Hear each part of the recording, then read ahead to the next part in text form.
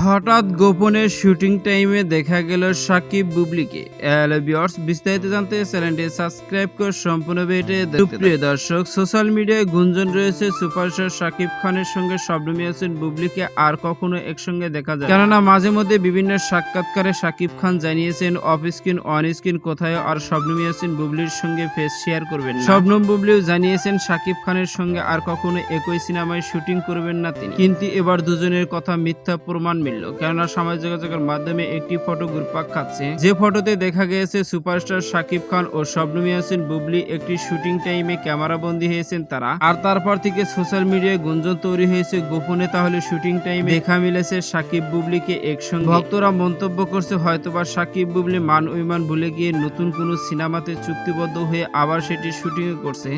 আর ভক্তদের বড় ধরনের চমক দেওয়ার জন্যই এই সকল বিষয় গোপন রেখেছে সাকিব বুবলি। তো সুপ্রিয় দর্শক, ভিডিওটি আপনার কাছে ভালো লাগলে একটা লাইক দিন। নিত্য নতুন ভিডিও আপডেট পেতে চ্যানেলটি সাবস্ক্রাইব করুন। অসংখ্য ধন্যবাদ পুরো ভিডিও উপভোগ করার জন্য।